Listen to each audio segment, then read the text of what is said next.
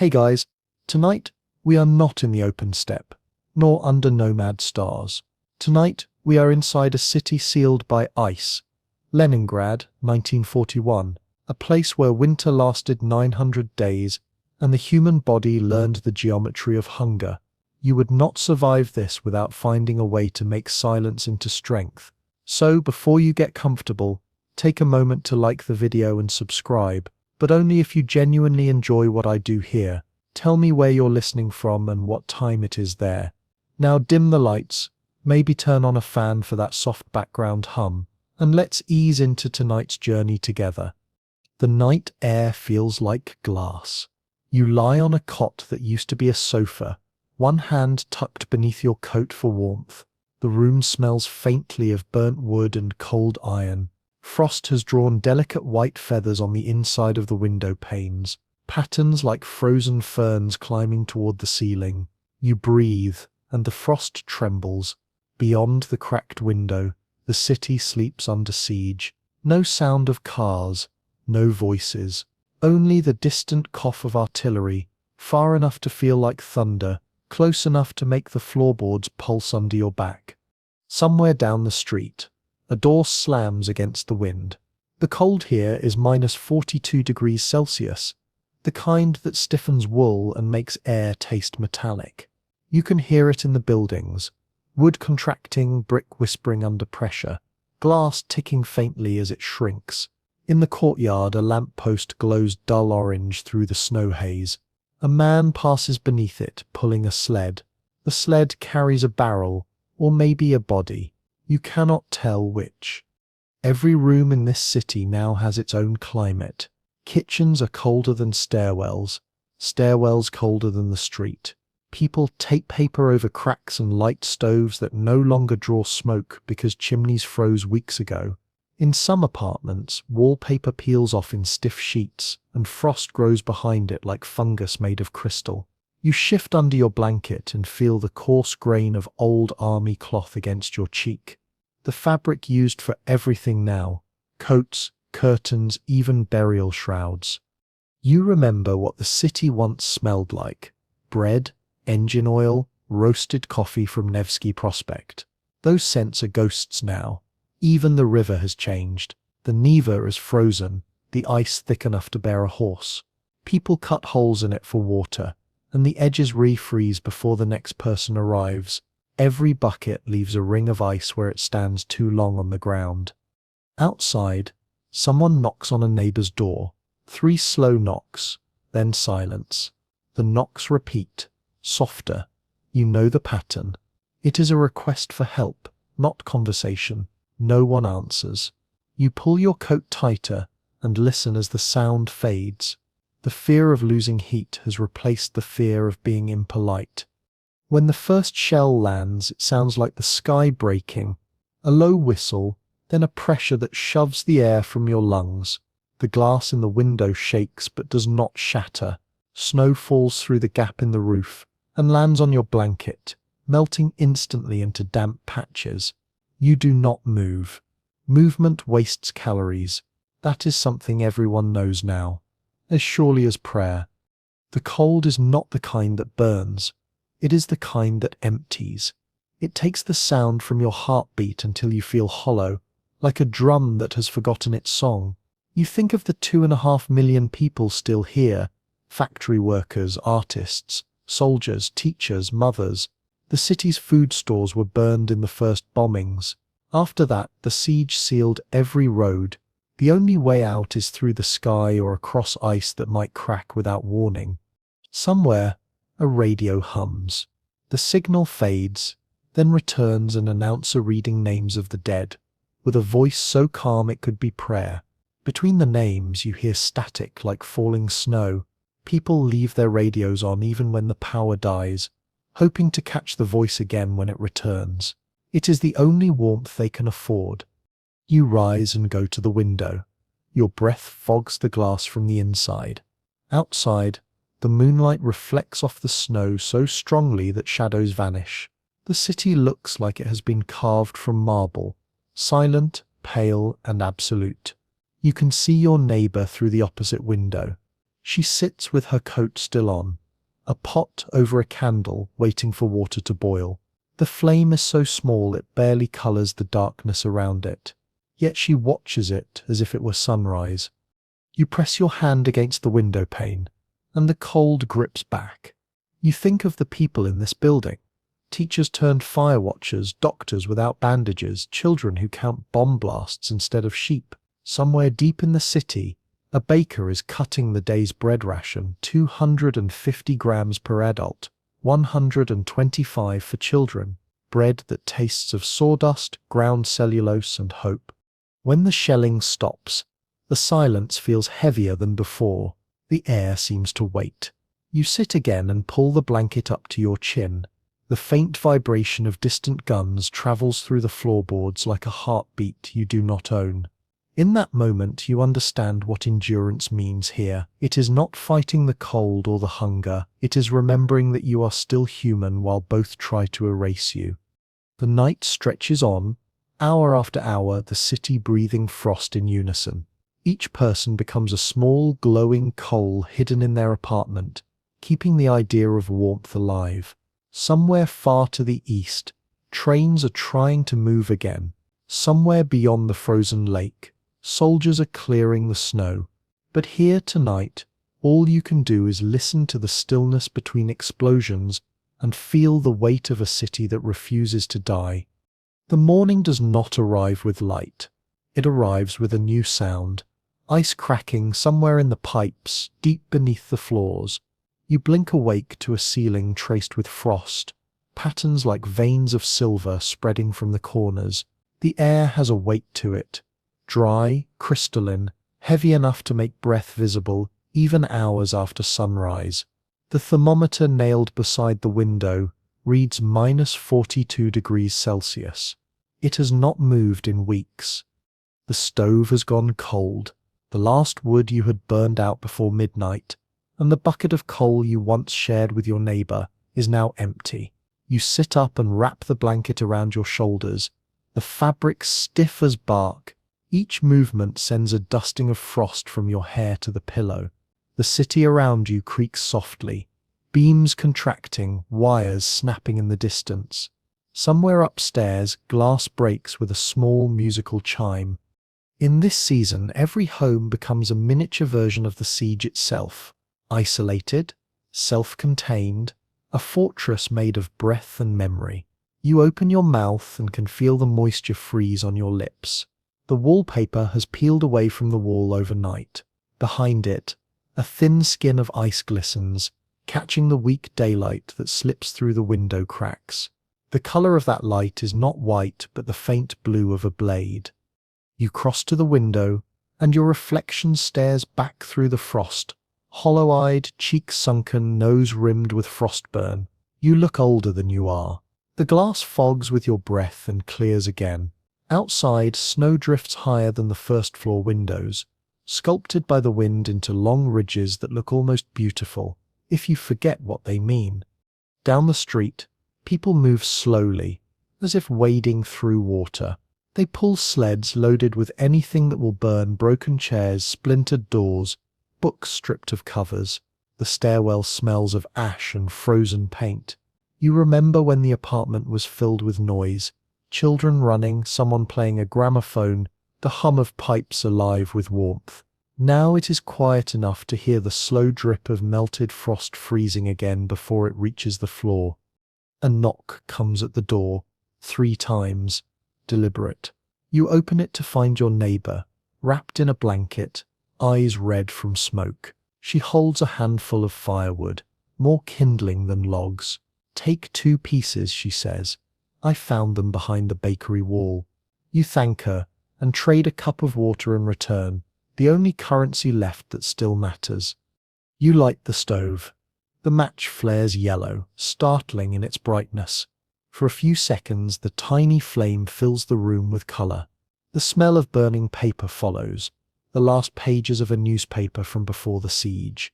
The ink blisters and curls, words dissolving into heat. You add 1 stick, then another. The stove ticks as it warms, metal bending, expanding. Soon, thin ribbons of smoke rise through the pipe and vanish into the cold.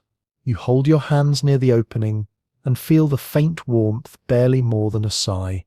Still, it is enough to soften the air around you. You place a tin cup of snow beside the stove and watch it melt, a few drops at a time. Each drop glitters like quicksilver before disappearing into steam. The walls groan again as the temperature shifts. The ice behind the wallpaper cracks like breaking glass. You touch it and feel both the cold and a strange sense of movement, as if the house itself were breathing under the strain. The ice has become part of the structure now, filling every gap, sealing every crevice. The city is no longer built of stone and wood. It is built of ice and willpower. By midday, the faint sunlight strengthens enough to reveal the dust suspended in the air. Fine particles of ash mixed with frost. You watch them drift and think of the factories still running on the city's edge, men and women working by the light of candles, making shells, mending rifles, stamping out hope from steel. The siege is not only outside the walls, it is inside every breath. A distant explosion shakes the glass again. You count 3 beats, then another. Habit now. Counting lets you know how close the danger is. The sound fades, leaving a deep quiet. From the next building, you hear a woman singing softly to a child. The tune is unfamiliar, but the rhythm is slow, almost like a heartbeat. As evening falls, the cold deepens again.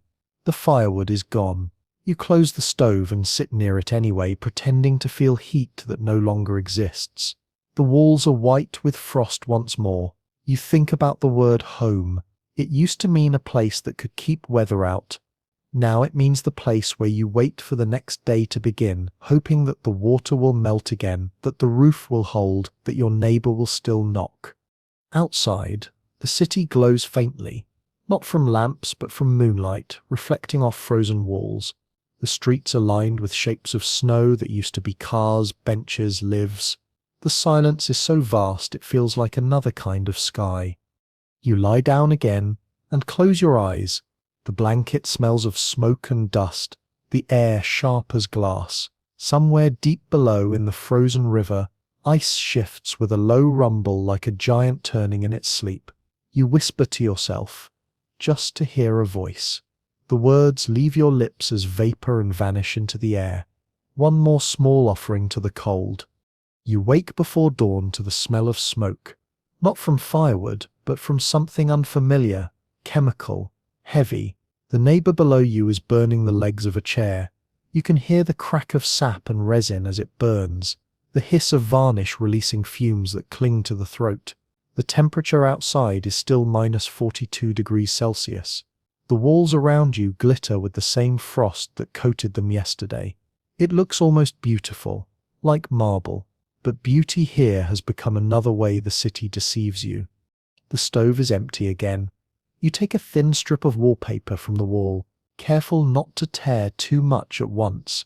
The paper comes away reluctantly, stiff with ice and age. You roll it into a coil and drop it into the pot that once held soup. Beneath it, a few splinters of wood begin to smoke. You strike a match, cup the flame, and watch the blue light dance over your fingers before the fire takes. The glue that binds the wallpaper is made from animal bones, the city's one hidden reserve of protein. It smells sweet, almost like burnt sugar, but with a sourness underneath that reminds you of decay. You pour a little water from your cup, only half a cup, and wait. Soon, the mixture begins to bubble, thick and grey. You stir it with a spoon handle, the metal too cold to touch without gloves. Outside the window, snow falls in dry sheets, more dust than flakes. The sound is like paper tearing. A tram stands frozen in the middle of the street, its windows opaque with frost. Inside, a few passengers sit motionless, wrapped in blankets. You cannot tell whether they are sleeping or simply waiting for something that will not come. The smell from the pot sharpens. You take a sip. The liquid coats your tongue, sticky and bitter, but it fills the space where hunger used to live. For a moment your stomach stops aching. You sit by the stove, bowl in your lap, and breathe the steam that curls up through the thin light. This is what food has become, not nourishment, but ritual, a way of proving you still exist. In another building, a man is boiling leather belts. Across the river, families tear the bindings from old books, softening the glue between pages until it turns to broth. It is said that the ink, too, adds flavor.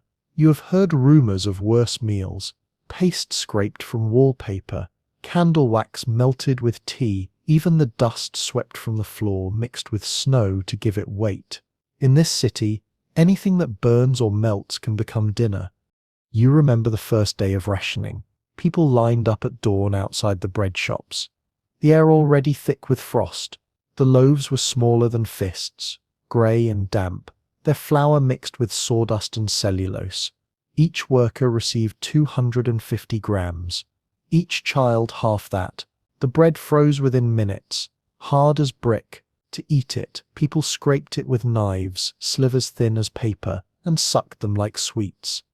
Now, weeks later, even that feels like luxury. The bakery chimneys have gone cold, and the queues have turned to processions, long lines of bundled shapes moving silently toward distribution centers that no longer have flour to give. Yet still, people line up. Habit is a kind of hope. You stare into the pot and watch the bubbles burst one by one. The sound reminds you of spring rain. The warmth from the fire reaches only as far as your knees, but it is enough to thaw the air for a few precious moments.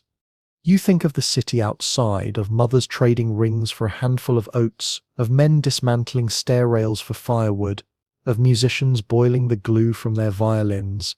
Every object here is being transformed, stripped to its elements, sacrificed to the hunger that rules everything. The radio hums faintly in the corner, powered by a car battery someone dragged up the stairs. The voice that emerges is thin and calm, reading out the same message. Hold the line, the road of life is being cleared. Bread is coming. You close your eyes and let the words settle over you like snow. You know they might not be true, but truth no longer matters. Only rhythm does. The rhythm of boiling water, of breathing in the dark, of counting days without numbers.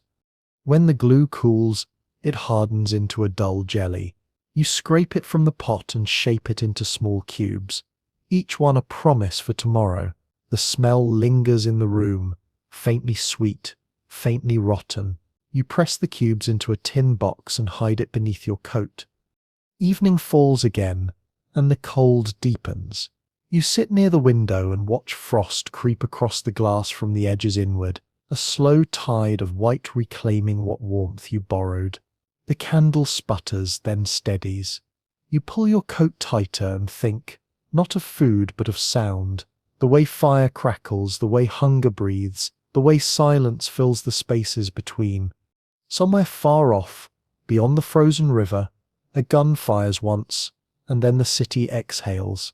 You rest your head against the wall, listening to the faint ticking of the stove as it cools. In the dark, your heartbeat feels loud, alive. That too is a kind of feast. You wake to the sound of feet in the snow. Not many, only a handful, moving slowly, dragging slightly.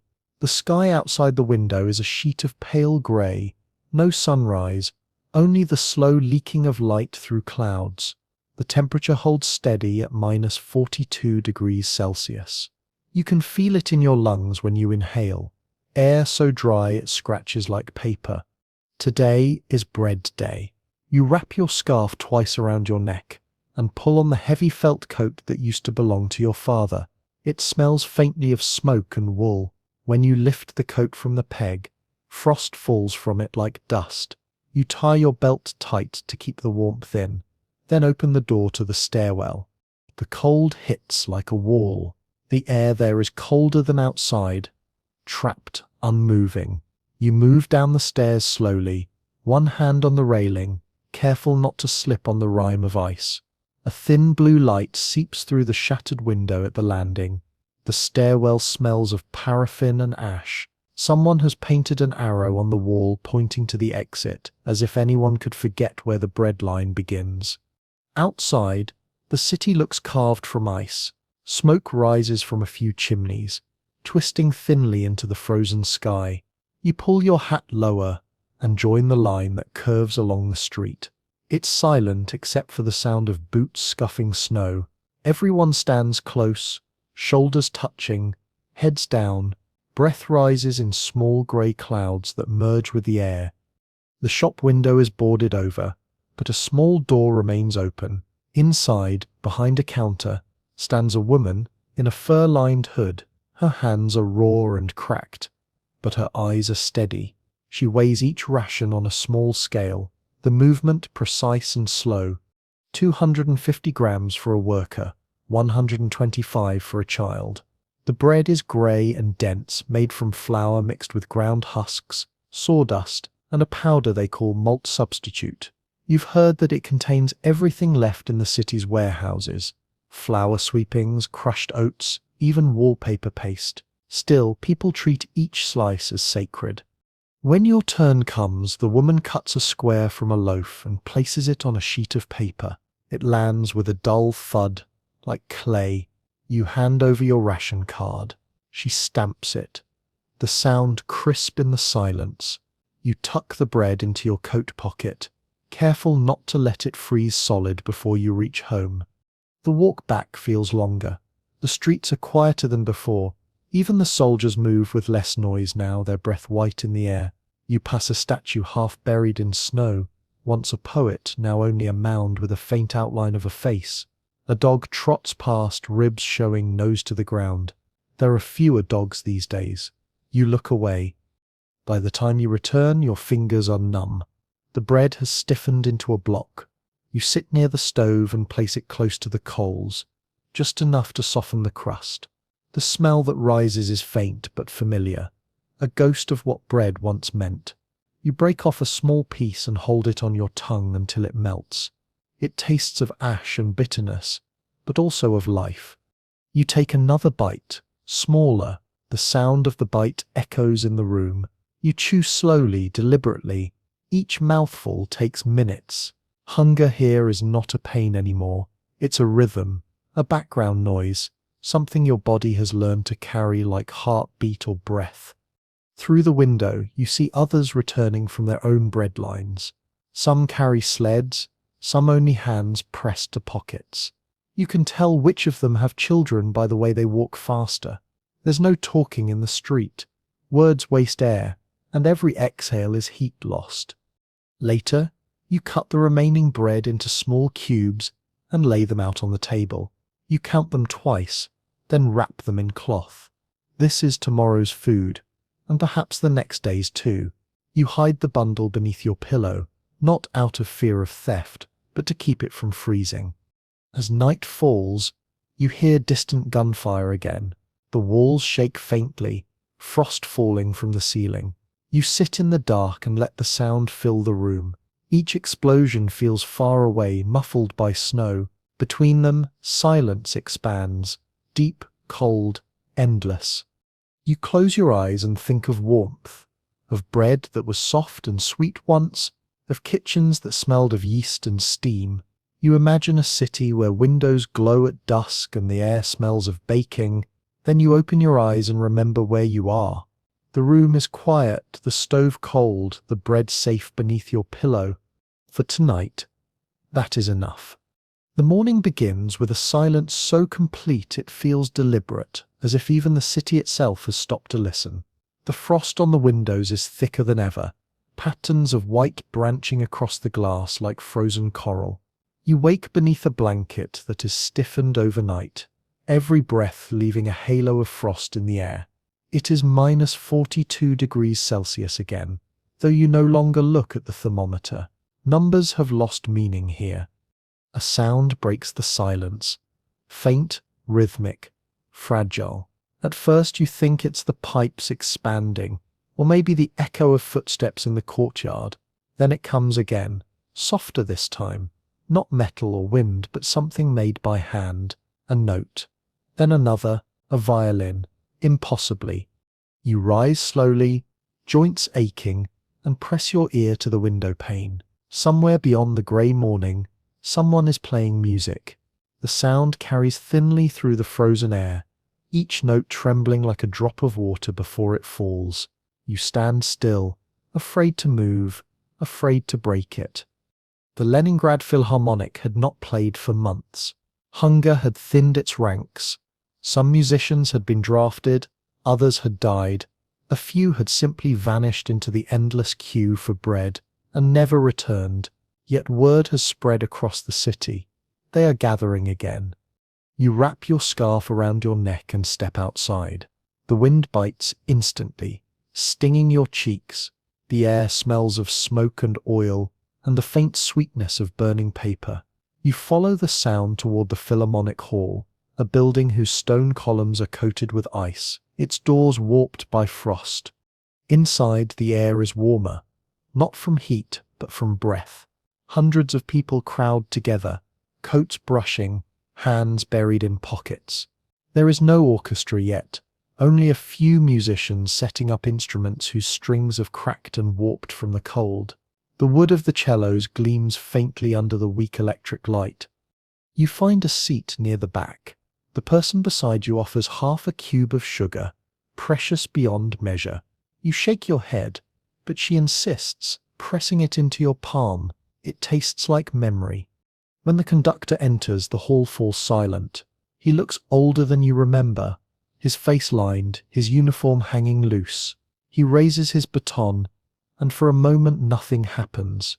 Then from the thin air the first chord emerges, Shostakovich's Seventh Symphony, written for this very city while it starved. The violins begin, thin but steady. The sound is fragile, almost hesitant, as if testing whether the world is still capable of harmony. The drums follow, distant, deliberate, the echo of marching feet. Each beat seems to push back against the hunger, the cold, the silence outside. You watch the players closely. Their fingers are wrapped in cloth, their cheeks hollow, their eyes bright with fever and focus. The flutist coughs between phrases. The cellist's bow trembles with exhaustion. Yet the music grows stronger, filling the hall until the walls themselves seem to vibrate. Outside, the shelling begins again. The explosions fall in rhythm with the drums like an uninvited accompaniment, but no one moves. The conductor's face hardens and the players keep going. Every note becomes defiance, proof that art, like hunger, is a force that cannot be reasoned with. You close your eyes. The sound wraps around you, pulling you away from the cold for the first time in months. The melody rises, bold, relentless, almost violent in its determination. When the final crescendo comes, you feel it in your bones. A wave of sound that shakes loose something buried deep inside you, something that remembers warmth. The last note hangs in the air, suspended between silence and breath. Then it fades. No one claps. There is no strength left for applause. People simply sit in stillness, tears freezing on their faces. You leave the hall and step back into the frozen street. The city feels different now. The air is the same, the snow the same, but the silence has changed. Somewhere beneath the frost and ash, something is alive again. That night, when the guns start once more, their rhythm feels less certain. For a few moments after each blast, you imagine the echo of the orchestra still playing, a melody too stubborn to die, drifting through the smoke like a promise that the city will not fall. The morning begins with silence again, but this one feels younger, not softer, not gentler, just lighter, as if the city's breath has grown thin enough to let sound through. You hear faint footsteps in the stairwell, small ones. A door opens somewhere above you, followed by laughter, quick, bright, gone before the echo dies. Laughter now sounds strange, like a forgotten instrument. You dress slowly, your fingers are swollen from cold, your nails brittle and pale. The air is colder inside than out, and you keep the blanket around your shoulders as you move. A knock sounds on your door, 3 quick taps, the rhythm of habit, of something practiced many times. When you open it, a girl stands there holding a tin cup. Her cheeks are pink from the air, her breath misting between words. "Teacher," she says. The class is starting. She is maybe 10 years old, maybe 12. It's hard to tell now. Children here age differently, their faces sharp and serious. You follow her down the stairs, each step creaking like a complaint. The classroom is 3 floors below, in what used to be a laundry room. The walls are bare brick, white with frost. A single candle burns at the front, its flame trembling with every draught. 10 children sit on crates and buckets, hands in mittens, books wrapped in cloth to keep them from freezing solid. You take your place by the window, where the light is strongest. The glass is so cold it hums faintly. Outside, snow falls again, heavier this time, thick flakes tumbling sideways in the wind. You draw a line in the air with your finger and start the lesson. Arithmetic today. The numbers come slowly. 2 plus 2, you say, equals. A pause, then a soft chorus. 4, their voices are thin, hoarse, but steady. You smile, they do not. Smiling costs too much warmth. Halfway through the lesson, a sound from above, distant shell fire. The low cough of a mortar. The walls tremble. The children stop writing, but do not flinch. They've learned that most explosions come and go without touching them. You wait for the echo to fade, then continue. If there are 3 loaves and 6 people, you ask, how much does each receive? One girl raises her hand. Half, she says. You nod. Half, you repeat. The word hangs in the air a long time. At break, they unwrap their lunches, small squares of bread, grey and dense, shared between them. One child drops his piece, and before it hits the floor, another catches it and presses it back into his hand. No words, no thanks. The gesture is its own kind of prayer. A boy in the back hums while he eats. It takes you a moment to recognize the melody, something from the symphony played days ago. The rhythm is broken, but the tune survives. The children listen, some joining softly, their voices breathy, uncertain but real. For a few moments it sounds almost like a choir. The door opens. A woman enters, wrapped in a soldier's coat several sizes too large. She's one of the parents, carrying a small bundle. She crosses to you and whispers, "For the stove." Inside the bundle, paper, old notebooks, and a single wooden spoon. You feed the paper to the fire, and for a moment the room glows gold instead of grey. The children lean toward it unconsciously, faces warm for the first time all day. The wind outside picks up, rattling the window frames. Through the glass you can see figures moving, men pulling sleds, a soldier on a bicycle, a dog trotting after them. The city is still alive, still moving, even here at the edge of exhaustion. The sound of the children's pencils scratching fills the room again. It sounds like rain. You end the lesson with stories because stories are easier to remember than equations. You tell them about the summer that will come, about rivers melting, trees blooming, and air that smells of earth instead of ash. They listen without moving, eyes wide, faces lit by candlelight. You know they do not believe you. Not really, but you tell it anyway. Sometimes words must be said aloud just to exist. When class ends, they file out quietly. One of them turns at the door and says, "Tomorrow we'll draw flowers." You nod. "Tomorrow," you say. The word tastes strange, fragile. When they're gone, you sit alone for a while. The candle flickers lower. You trace the numbers on the board with your gloved hand until they blur, smudging into white dust. The smell of smoke and chalk fills the air.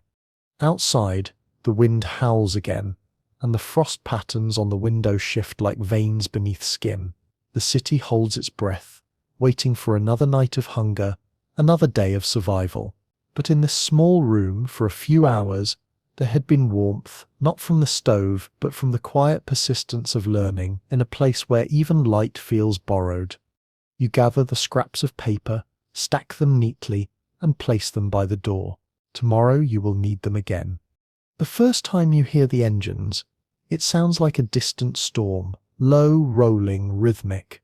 At first you think it is artillery again. Another morning of shelling across the frozen river. But then you realize the sound is steady, pulsing, mechanical, trucks, the impossible sound of engines moving across ice.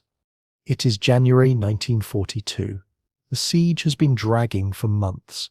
The road of life has finally opened, a thin strip of frozen salvation across Lake Ladoga, stretching nearly 40 kilometers, connecting Leningrad to the rest of the world. You whisper the name aloud to yourself, just to hear it. It sounds like something from a story, something the cold could not possibly allow. You step outside. The wind from the north is merciless, laced with fine snow that stings your skin like glass shards. The horizon is colorless, the same grey that has covered the city since autumn. People are gathering in the square, faces pale and hollow beneath layers of scarves. They've heard the same rumor. Food is coming. You walk with them toward the Neva. The river lies still and white, frozen into silence. The road to Ladoga begins beyond the far bank, where soldiers, engineers and drivers work through the night, guided only by lanterns and memory. Somewhere out there, men drive trucks heavy with flour and grain over ice, barely half a meter thick, racing before daylight when the surface softens and begins to groan. At the riverbank, a soldier stops you. His eyelashes are white with frost, his breath clouding in bursts. "No civilians," he says, voice rough from the cold. But you stand a moment longer, just watching. The air carries a faint tremor, a vibration that moves through your boots and up your bones. You realize it's the engines, the sound of trucks moving over the ice, carrying life into a city that has forgotten what warmth means. Later that day, the first bread shipment arrives. A single convoy, 12 trucks. Some never made it across. The ice swallowed them whole, but those that did carry sacks of flour and tins of oil, soldiers unload them by hand, their movements slow, deliberate, ritualistic. The crowd doesn't cheer. No one has the strength. They only watch, faces lifted toward the sight like worshippers before an altar. At night, you can hear the ice singing. The lake groans and cracks, deep, haunting tones that travel for miles. The truckers call it the voice of Ladoga. They drive by moonlight, headlights off to avoid enemy bombers, steering by instinct through snow and smoke. Some carry letters from families trapped inside the city, tiny pieces of paper hidden in their gloves, written in pencil because ink freezes too fast. You meet one of the drivers in the makeshift canteen near the docks. He looks no older than 20. His face is grey with exhaustion, eyes ringed with red. He sips from a tin cup of watery broth, hands trembling. "It's like driving on glass," he says. "You feel the lake breathing under you. If you stop, it cracks. If you go too fast, it breaks. You listen, always listen." He smiles faintly, though his lips are cracked and bleeding. But when you reach the shore, you forget everything except the sound of people waiting. You return home that night, through streets that feel almost alive again. The bakery chimney smokes faintly for the first time in weeks. The air carries the scent of grain, faint but undeniable. People move faster now, their steps less cautious. Hope makes them clumsy. In the days that follow, convoys keep coming. Some vanish beneath the ice. Others are bombed from above, but each one that reaches the city carries enough food to stretch the ration another few grams, enough to turn despair into endurance. Children wave to the trucks as they rumble past, their shouts thin but fierce in the frozen air. You go to the river, often just to watch the road. From the bank you can see the faint line of tire tracks stretching into the white distance, a lifeline drawn by courage and ice. At night, flares light the sky, green and red reflections bouncing off the snow. The trucks move like ghosts, headlights flickering, wheels crunching on the thin skin of the frozen lake. Once, when the air is clear, you hear a driver's horn echo across the water. One long note, carried by wind, trembling and proud. People stop to listen. Some cross themselves. Others just stand with their eyes closed, holding the sound like warmth. You know that the road will not last. When spring comes, it will melt and vanish. leaving only the memory of those who drove across it, risking the lake's hunger. But for now, as the frost thickens and the engines hum, it feels like a heartbeat, a slow, stubborn rhythm that refuses to stop. That night, you sit by your window, the frost still clinging to the glass, and listen. Far away, faint but steady, you can hear the growl of trucks on ice. The sound passes through you like a promise. For the first time in many months, the silence of Leningrad feels less like death and more like waiting. The hospitals of the frozen city are not buildings of light anymore. They are chambers of breath and steam. You enter through a door warped by frost, and the first thing you feel is the smell. Not antiseptic, but the mingled scents of smoke, metal, and human endurance. The walls are sweating ice, the windows stuffed with rags to keep out the draft. Inside, the air hums faintly with whispers and shallow breathing. You volunteer here now, because movement is the only cure for despair. The wards are lit by candles melted into saucers, their flames trembling against the cold. Every bed is occupied. Soldiers, civilians, children, all reduced to shapes under blankets. The temperature inside rarely rises above freezing. Doctors wear coats as they work, their stethoscopes too cold to touch bare skin. The floor is slick with a thin layer of frost. You carry buckets of water from a barrel that's half ice, half liquid. It takes both hands to lift them. When you pour, the water fogs instantly, small clouds rising before your face. Nurses move like ghosts, their boots crunching on salt scattered to keep the floor from freezing solid. There is no medicine. Bandages are made from shredded sheets, sterilized in boiling water until the fabric disintegrates. Alcohol is gone. Snow serves instead. For burns, they apply grease saved from cooking. For frostbite, they use warm breath and prayer. Some remedies come from rumor. Crushed charcoal for infection, powdered chalk for wounds. The doctors call it the science of what remains. You assist one of them, an older man with a steady gaze and trembling hands. He asks for instruments, though there are few left. You hand him what you can. A pair of dull scissors, a length of twine, a rusted scalpel polished clean. Good, he murmurs. His voice is calm, almost fatherly. The body still remembers how to heal, if we can only keep it alive long enough. A soldier lies on the cot before him, his face pale beneath soot and frostbite. The wound in his leg is black around the edges. The doctor works without hesitation. You hold the lantern steady.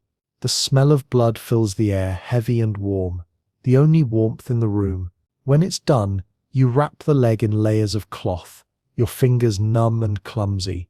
The soldier opens his eyes, whispers something, a thank you, maybe a prayer, and drifts back into sleep. You step outside to breathe. The corridor is lined with stretchers, each one covered with blankets. The walls are white with frost, glistening like veins of glass. You pause before a window. Outside, snow drifts past the street lamp, thick and slow. The flakes glow gold for a second, then vanish into shadow. Down the hall, a nurse is speaking softly to a child. The girl cannot be more than 8. Her hands are wrapped in bandages up to the wrists. Frostbite, they said. The nurse dips a cloth in warm water, not hot, never hot, and presses it gently to the child's skin. The girl does not cry. She only watches, eyes wide, her breath fogging the air in tiny bursts. When it's over, she whispers, "It doesn't hurt as much now." The nurse smiles and nods, though you both know it still does. At night, when the fires die down, the hospital grows quieter. The city beyond is silent too. You can hear only the faint groaning of ice and the heartbeat of wind against the walls. You sit with the doctor by the window.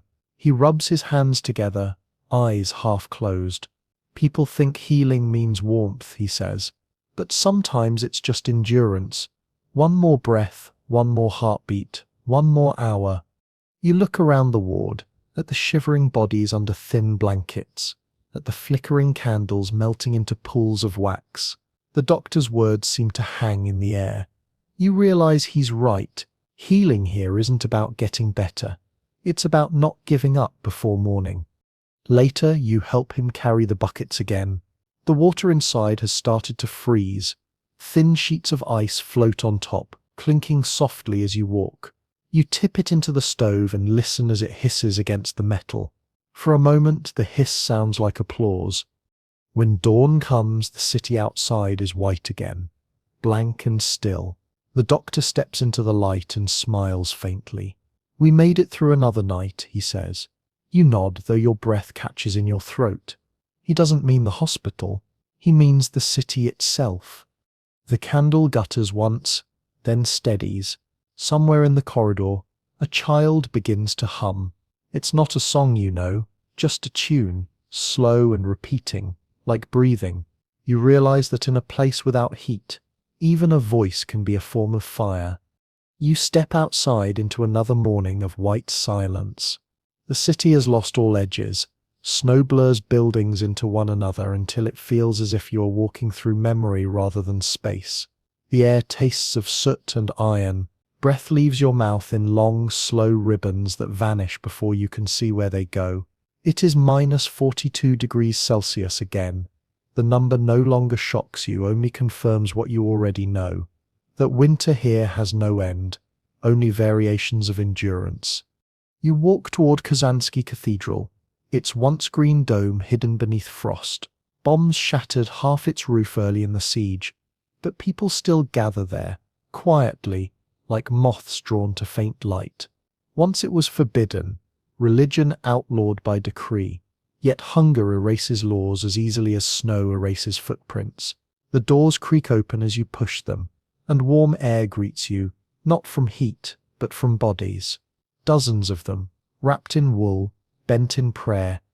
Inside, the air smells of wax and smoke. Candles flicker along the walls, short and uneven, their wax pulled like frozen tears. The floor is dusted with frost, and every step echoes against the stone columns. There is no priest here, only an old woman standing before the altar, her shawl dusted with snow. She hums something wordless, a melody that moves like smoke through the air. You move closer and see others lighting candles too. Soldiers, factory workers, a mother holding a child so tightly you can't tell whose heartbeat you're hearing. Some light candles for the living, others for the dead. No one speaks. Words have become too fragile. They crack like ice when spoken. You kneel on the cold stone. The air numbs your knees instantly. In the dim light, the faces around you seem carved from the same pale wax as the candles themselves. Someone begins to whisper a prayer. Another joins in, then another. Soon the entire cathedral is murmuring, not chanting, not reciting, but breathing in rhythm, as if the city itself is praying through them. The old woman lifts her candle higher. Its flame flutters, blue at the base, trembling. "They said there is no God here," she says softly, her voice carrying farther than it should. "But we are still alive. That must mean something." You feel the truth of her words settle into your chest like warmth. Belief here is not theology. It is hunger transformed into hope, emptiness filled with sound. You think of all the ways the city has learned to worship without names. A soldier sharing his last cigarette, a mother splitting her ration, a musician playing until his hands bleed. Faith is not a thing they regained. It's a thing that never truly left. A child beside you drops her candle. The flame sputters out, and for a moment she stares at the thin wisp of smoke curling upward. You hand her yours. She takes it carefully, eyes wide, and for a moment her face glows with light. In her reflection, the candle flame looks enormous, like a sunrise trapped in glass. Outside, the world remains the same, pale, endless, bitter. Yet as you leave the cathedral, you feel something almost impossible, heat on your skin, though the wind cuts sharp as knives. It isn't warmth from fire, but from proximity, the warmth of people who still believe in something beyond survival. You pass a group of soldiers unloading sacks of flour from a sled. Their hands move stiffly. but they hum as they work. One of them has painted a cross on the side of the sled. Crude, uneven, but unmistakable. The sound of their humming drifts upward, merging with the wind. For the first time in months, it does not sound like mourning. It sounds like faith. When you reach home, the frost has crept higher on the walls, curling around the corners of your window like vines. You light a single stub of candle and set it on the sill. Its flame wavers, reflecting in the ice like a dozen small suns. Outside, the snow continues to fall, but now it looks less like burial and more like baptism. You sit by the faint glow until your eyes grow heavy. The light flickers, smaller, smaller still, and then steadies, refusing to die. You wake to sound before light. It is not the groan of ice this time, nor the cough of an engine failing in the cold. It is dripping, slow, irregular, musical, water falling from somewhere above. For a moment you lie still, eyes closed, afraid to believe it. Then you open them. The ceiling no longer glitters with frost. The window panes are streaked with liquid instead of crystals. The siege has lasted 900 days, and now, at last, the city begins to thaw. The air feels different. It moves. It carries scent. Faint smoke, damp wood, something sour and sweet at once. Melt water mixed with old ash. You rise slowly, blankets slipping from your shoulders.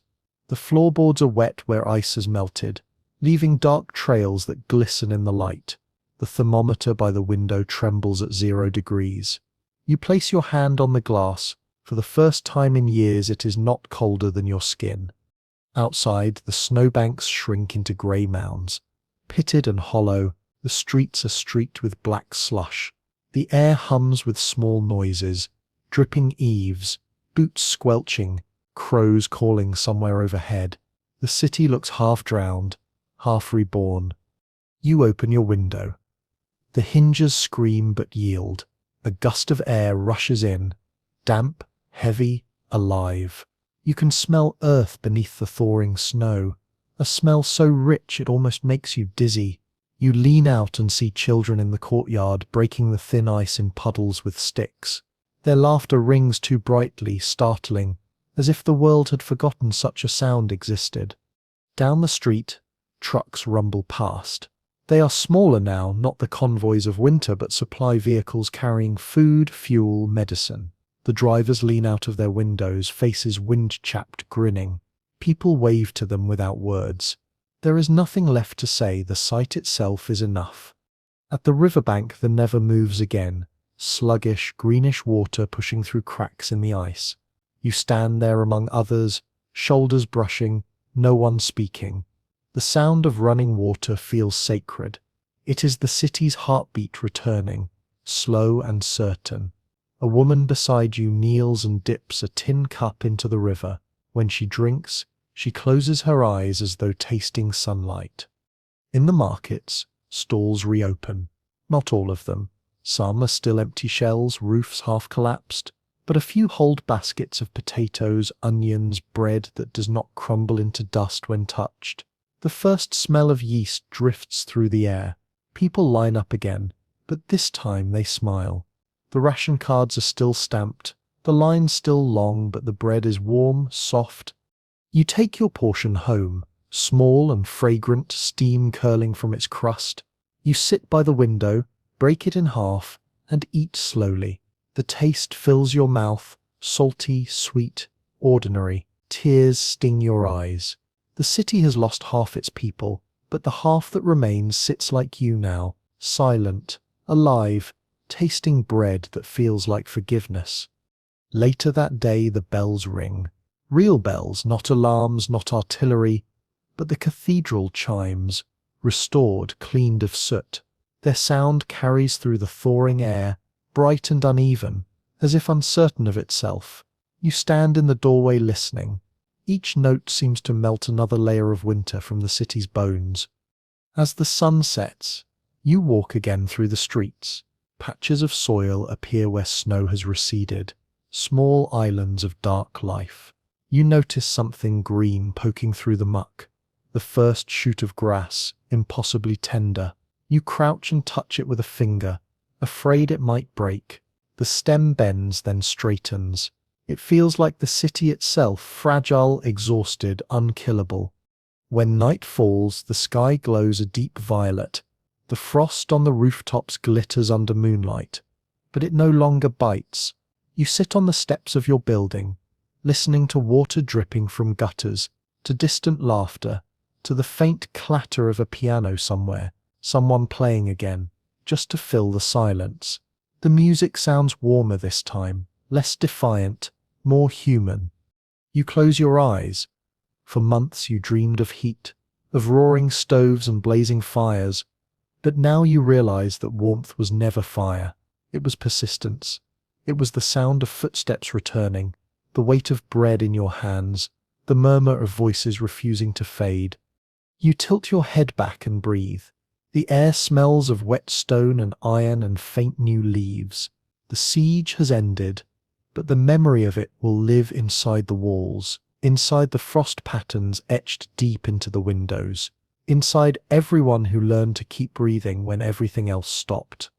The candle by your window burns lower. The flame trembles once, then steadies. The room glows gold, then dim. You let your eyes close, not from exhaustion, but from peace. The city exhales, and in the quiet that follows, Leningrad finally sleeps, like a candle going out.